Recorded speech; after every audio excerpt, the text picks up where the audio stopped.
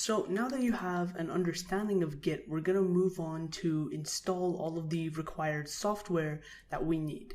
Now I have a few extra software, but I'm not going to tell you about those. You can go and search about them in your own time because we're not going to really use them in this course.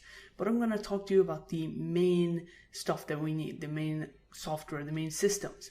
So these are the main systems that I'm going to show you right now. First one is Git. Now we're not going to use Git bash. You can if you want to. All we need is a bash shell. We're going to talk about shells and all of that in the terminal section, but you just need kind of a shell or command prompt like this. It's not really a command prompt, but whatever you want to call it. So we need something like this. Now I'm not going to use this one supplied by Git. So when we install Git, we get that. What I'm going to use is the Ubuntu shell for Windows, or the Unix shell for Windows. So I'm going to teach you how to do that in this video. I've just done a little bit of formatting on this. So we need something like this. You can see if I open this one, I'll show you. They look pretty much exactly the same, just a few username changes that I've made myself, but they look almost exactly the same. So we are going to be going forward, and I'm going to teach you how to install this terminal and get used to it. All right, let's get started. So the first thing we want to do is learn how to install Git. So let's go ahead and do that now. First thing I want to do is go ahead and open up Google Chrome or whatever your browser is. And the first thing you want to do is search for Git. So it's going to come up with this. And what you're going to do is just go here, and it should give you this website. I will link the website in the content or the lectures. So I'm going to link it there if you want to, if you don't want to Google search it. So, and it will take you to this page. So what you want to do is go ahead and go to downloads right there. And now you can choose your operating system. If you're using Linux or Unix, you can go ahead and do that if you're using OS X or Windows, which is the one I'm using. So I'm just going to go into my downloads and open up the Git installer right here. So I'm just going to open that so I can show you how you install it. So you're going to accept any changes that you want to make. And there you go. It's going to give you the setup. So I'm going to go next, and I'm going to run you through this so you know what to do. So right here under additional icons, if you click on the desktop, it's just going to add a desktop icon for the Git bash terminal. So under Windows Explorer integration, this is just your terminals, your GUIs. We talked about Git GUIs here, but we're not going to use the default Git GUI. It's not really user friendly. We're going to use SourceTree. Talked about that before, but you're just going to install it if you want. You don't need to. You can install Git bash if you don't want to use the Ubuntu terminal. If you have Windows, if you don't want to use that, you can always install Git bash. And we'll talk about some other alternatives for Windows users. If you're on Mac or Linux, of course, you can just open up Terminal. I'm sure you all know what that is. If you don't, just search Terminal on Mac, Linux. It's just Command T or Control T, whichever one you're using. So we're going to go ahead and install that. And you're just going to keep all of these on. Of course, keep these last 5 the default. So let's go next. Now you can select the default editor. So Vim is quite an advanced editor. So we're not going to really use the editor for Git, but if you want, you can go ahead and select Notepad++. You do have to have it installed. If you installed it during while the installer was open for Git, just like I did, you're going to have to reopen the installer for Git in order for it to recognize that Notepad++ has been installed. So you can go ahead and do that. If you have Visual Studio, you can use that. I would recommend just going with Notepad++. We're not going to use the editor, but if you ever want to go forward and learn more about this, you can always do that. So we're just going to click Next. And now here is what I was talking about, some of the parts that you may get confused on. So first of all, it says use Git from Git bash only. So this will only take Git commands or only accept them from the Git bash terminal. We don't want that because we want to have a little bit more variety. So when you say use Git from the Windows command prompt, it doesn't mean just from the Windows command prompt. It means from all of the bash terminals, other terminals, including the Windows command prompt and some other terminals or shells such as Windows PowerShell. If you look at it right here, I really like this terminal for Windows. It doesn't have all of the core Unix commands and terminal commands, but I really enjoy it. It's really clean for Windows users.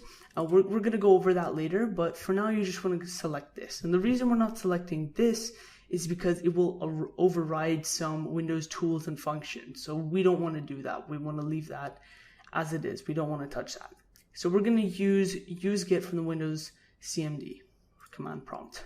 And now here is for choosing HTTPS transport backend. So this is pretty much just for authentication, connection to remote servers such as GitHub. We're going to select the OpenSSL library. And now here is something called, check out Windows style commit Unix style line NA. So pretty much this is just a little bit of formatting, conversions between characters and things like that. So we're just going to go with the default here. Check out Windows style, commit Unix style, line endings. This is not really important. It's more for advanced users. So we're just going to leave it like this. And here, configuring the terminal emulator to use with Git Bash.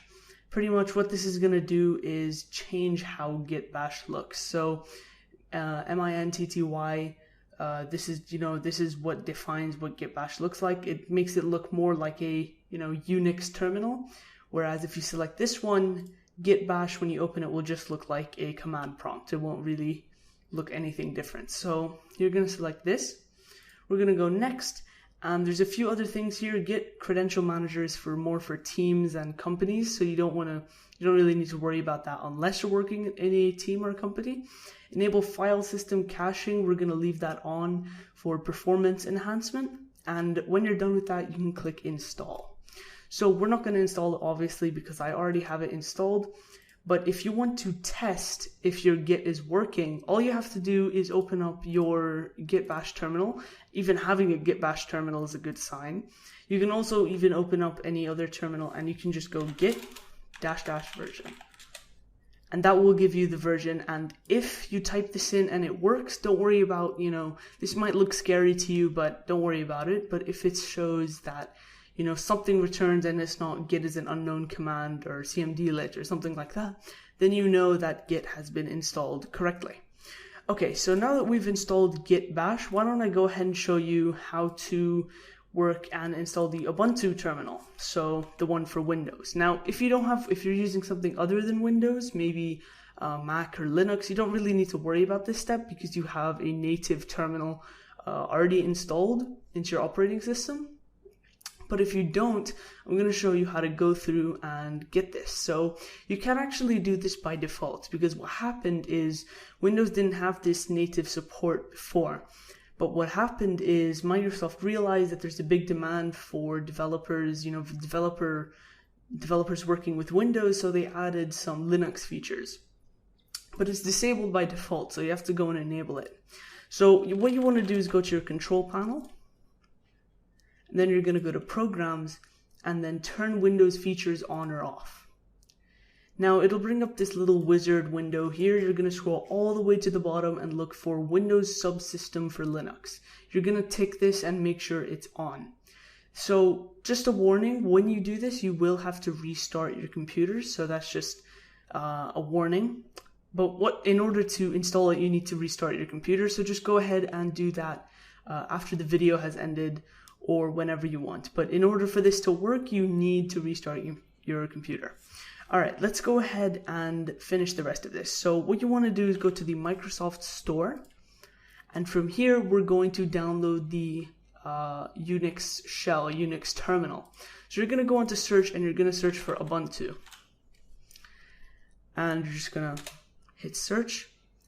And, it brings up a little ad here, it shows install and run Linux distribution. So you can see that Windows and Microsoft is really trying to make an effort to advertise these Linux distributions.